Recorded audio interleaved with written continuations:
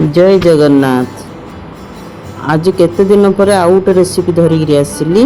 खरा को मु बेसी रेसिपी करि पारनी। प्लीज मोर चैनल टाकू भल भाव देखंतु। नुआ रे जदि हेथिबे बोले सब्सक्राइब निश्चय भावे करंतु, लाइक मारंतु। चलंतु स्टार्ट करबा। मु आज दीटा रेसिपी आनची ओट्स रो। गुटे ओट्स टमाटर आ गुटे ओट्स रो बरा। ओट्स टमाटर बे फास्ट रेसिपी करिया। मुझे से अल्प नेली तेल, तापर जीरा टिके फुटेली, पियाज, कंचा लंका,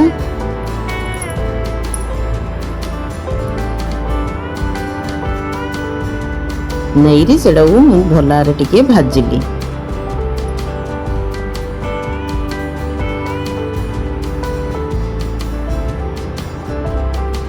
भूषंग पत्र थी बोले पकेले भी भल टेस्ट हम। तापर मु टमाटर नेली। मु दीटा टमाटर नहीं, आपड़ चाहिए तीन टा भी नहीं पारे। आम यहाँ ओट्स टमाटर करचु से टमाटर परिमाण टिके अधिक हेल्ले भल लगे। बड़ बड़ टमाटर दीटा नहीं, से छोट छोट काटिकी से टमाटा पकेली। से मुझे हल्दी गुंड, मर्च गुंड टिके आगुरी मु मर्च नहीं मुझे टिके कलर आसापी मर्च गुंड नहीं। आ पिलाने जदि खाऊे बोले मर्च गुंड मर्च देखी ने मर्च गुंड स्कीप कले भी सेटा हम। सेटा मु भल लुण टिके पकेली। तापर मुझे भल घाटिली। तापर ओट्स मु ताटियाटी नहीं, से टमाटर एगा बिड़ला मु ओट्स टाक भल भाजिली। से ओट्स आगुरी भाजीदे भी हम, किंतु मुझे तो अधिक थर कर ओट्स भाजी भाविली टमाटर एगा मु पकईदी। आगुरी कही गरम जो मुझे कम समय हम मुझे सब एवं रेसिपी धरिकी आसुची। मोर ओट्स भजा होगा से भितर टमाटा भी मोर सीझीगला। तापर अल्प अल्प पानी पकईकरी से घाटिया।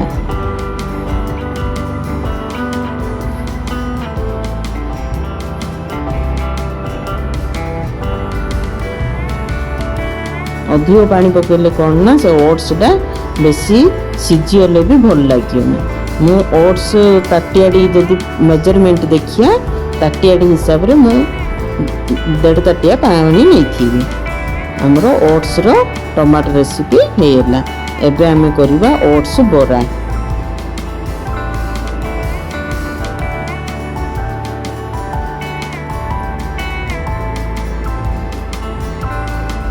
ओट्स बरा पई मु ओट्स नेली।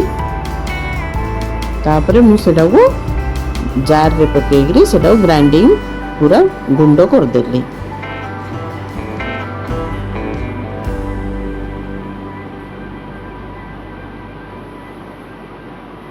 से मोर पनीपरिया जी घरे थिला कैप्सिकम, गाजर, पियाज, मर्च सब मुझे आपण चाहिए पियाज मर्च रे खाली करि पारिए।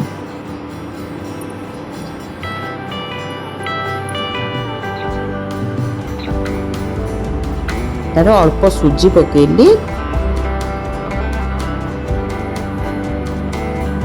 तापर आम जी तो घर व्यवहार कर मसला गुंड व्यवहार कली।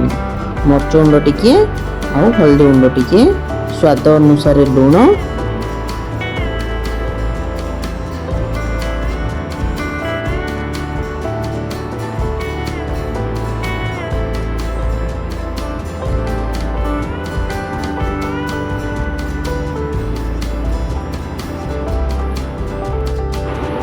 आउ टिके टेस्टी आनिया पई धनिया गुंड टिके जीरा गुंड टिके नहीं।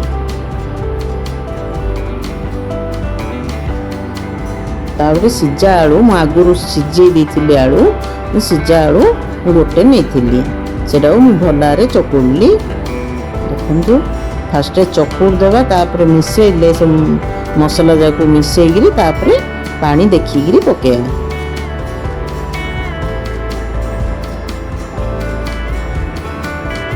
ओट्स जदि खाई जदि बोर हो जाइथिबे स्नैक्स रेसिपी पई एडा भलो एडा आमे गोटे थर करंतु।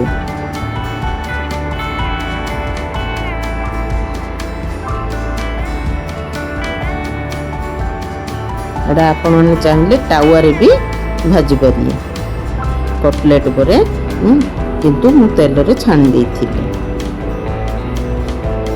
अल्प तेल खाउथिबे बेले मु सेडा रे टावा रे भाजिले हबो।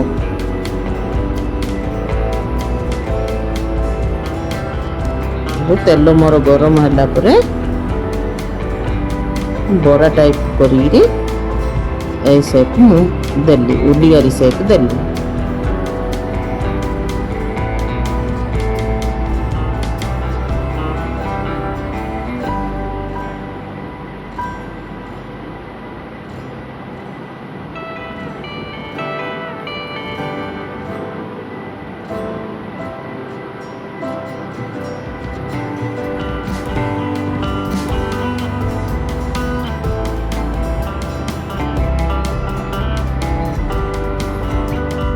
यही प्रकार गोटे गोटे मु पकईगिरी सेटा भलारे गोल्डन ब्राउन आनला पर्यंत सेटा छाणली। एपरी मोर सेकेंड रेसिपी होगा। आपण मानू जदि मोर रेसिपी भल लगी निश्चय लाइक गुटे मारंतु, अधिक मात्रा रे सांग मानू पठेइगिरी शेयर करंतु।